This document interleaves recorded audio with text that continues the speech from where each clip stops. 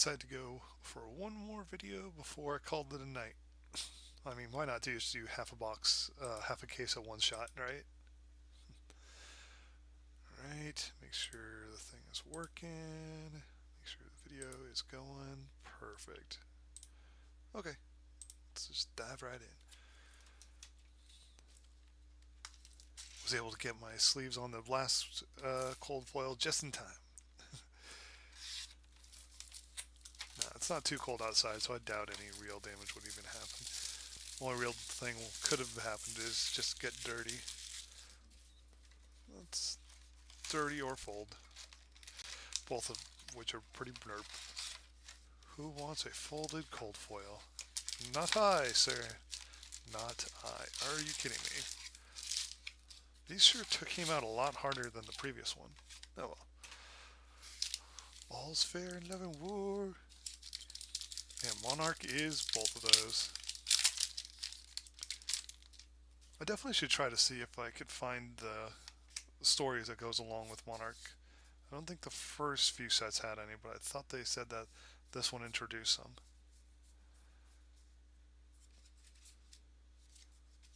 I'm also very behind on, first one, Mythic. Love it. I don't recognize this either. Runeblade Action. Really? Okay, no, maybe I have seen this one. But I definitely don't have a playset of it. Okay, full charge. It's been a while since I've read any of the Magic storylines from their sets. But with all these legitimately cool, like well-arted and kitted out heroes, kind of makes you want to just read up on everybody that's in this story or in the game. Nothing. Boop,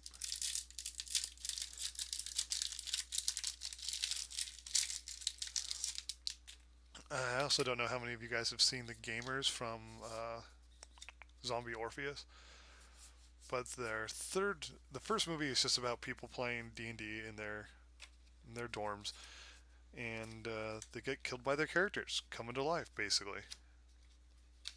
Then the second one is about these people playing D&D, but half the team are munchkins basically. They love just like breaking the game, making the strongest characters they can, and they're actually losing to their friend who's trying to make and publish an actual campaign. And they're mad because they're like, we break all these other games. Like, how in the world is yours beating us time and time again? He's mad that he feels like his players are not role playing. They're not doing what they're supposed to be doing, which is having fun and diving into the world and finding creative and new solutions. Like, what would their characters do? Biggest thing about any role playing game is get in the shoes of the person that you're trying to embody. And none of them were doing it. Um, the third one is based around a card game. It's very like a L5R type of card game where there is a story with every set, and based on the outcome of tournaments, like different clans would get different support, and if like certain clans have like things they want to accomplish in their adventures. So if that clan wins, then that is where the story is going to go. It's going to follow their victories. But if like then it just rotates. If some other clan wins, then the story is going to follow some other people. Blah blah blah blah. It's like I never got into L5R, the card game. I got into the roleplay game. The roleplay game is pretty chill too. If you got a chance to check it out. But the card game I never got into because I was pretty young, and I don't even know if I was near too many places that would have had tournaments. I've seen like Magic tournaments, and I somehow stumbled upon like some Dragon Ball tournaments when I was young, but that is in a completely different ballpark if I recall. But yeah, this guy jumps into this card game because he wants to impress a girl, and ends up going to like all these massive tournaments and stuff like that. And since he's entering big old tournaments, the girl who's really into the card game starts like letting him know like it's not enough just to play the game. Like, you're affecting the world that I care about. So your choices are changing people that I really want to see next season, effectively. So it was a pretty cool movie. I think they had to do like Patreon and all that to fund it. Definitely recommend it if you haven't encountered it yet. Zombie Orpheus makes some good stuff for being like just, I don't like, they have their own like little studio now. I don't know if it was just like a bunch of friends recording stuff way back in the day, or if they were trying to make their own studio and needed to have like something produced so they can go get other clients. I'm not sure what their origins are. But they've made a good couple series and a few like little movies and stuff like that, most of which you can find on YouTube. And others, I think you might have to be a part of their Patreon in order to see. Another show I really liked watching was a show called LARP. That was, I think, only 2 seasons that I've seen online, but they might have more in like a limited fashion sense. All right, two mythic, Phantasmaclasm, foil. Look at the defending hero's hand.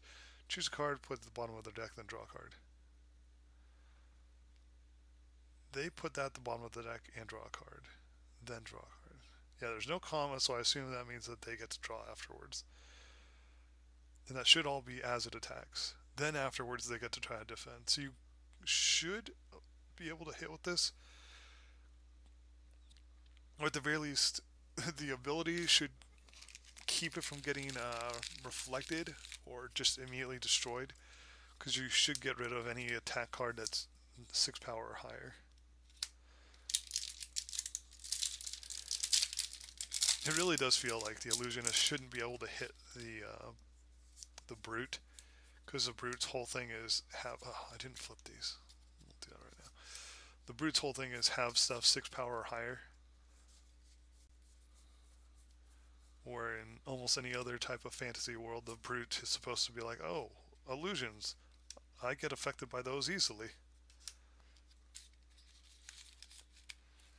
I know this is supposed to be one of the cool, like, full art possibilities, but I'm 90% sure it should take up. Well, they are foil. That's the thing. They are definitely foil. Um, so since it's not a foil, then it's not going to be the full art. I would love to catch a full art on one of the streams. Like, I have the other one on camera, but I didn't talk during the video because I wasn't planning on posting it. So it would be a very dull video if I did post. And I would hate to just do straight up commentary after the fact. I think I did post it to my TikTok though. Maybe I haven't. I'll have to go check on that. I know I definitely posted the cards that were glued together on my TikTok. There we are. There's a nice cold foil mythic. Hexagore, Death Hydra. For the Shadow Brute, whenever it attacks, you deal damage equal to 6 minus the number of cards in your blood debt. 6 minus the number of cards with blood debt. So, you want to have no blood debt cards in there? That's weird. I thought their whole gimmick was to have blood debt, so you can trigger all these other cool things. Alright.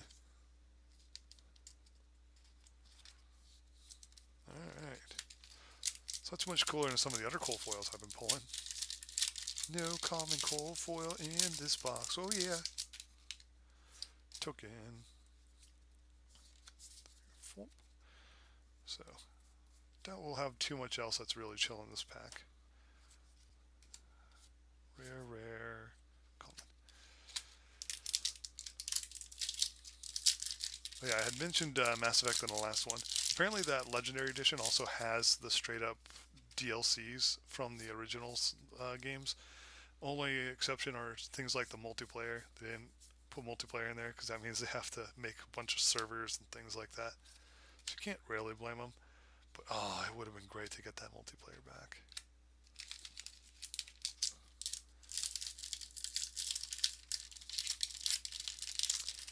I know I definitely had a lot of fun with it, unlocking other characters, weapons, and upgrades and things like that. Well, the whole time, like as you're playing with the other characters, you're leveling up abilities and things like that. It was almost like playing the story mode on fast. Because a fun part of the story mode is getting to customize your characters. Well, these guys, you don't customize too much. You pretty much had to unlock characters with the abilities you wanted, and then as they level up, their abilities just get min-maxed pretty much. Mythic, hollow common, sad day. Yep, looks like that's going to be the one big spicy part of this box. But that's okay.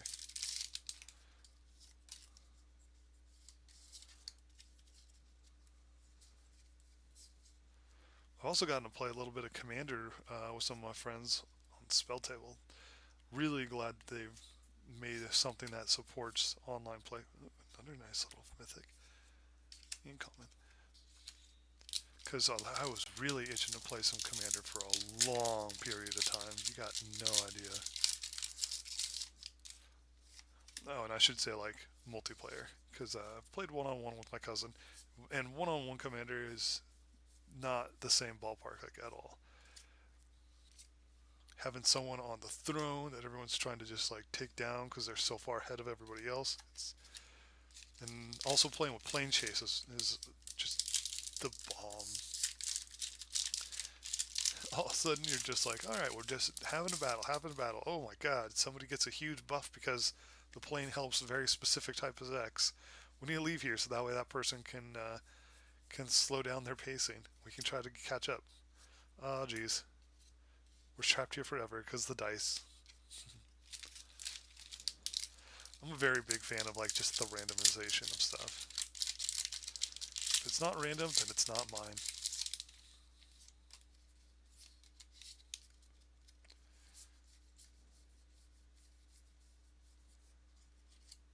Oops, one more.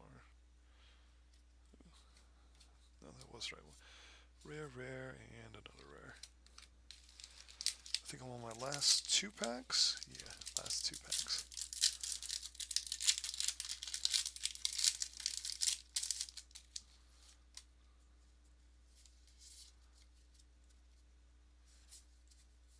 Yeah, so those first 2 boxes must have just been like complete.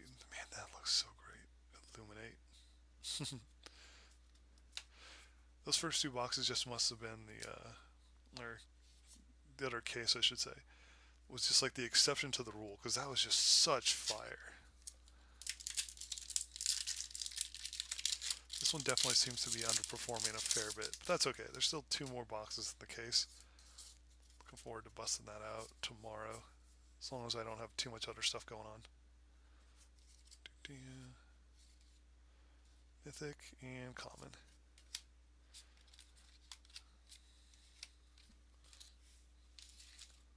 So one last look at this guy.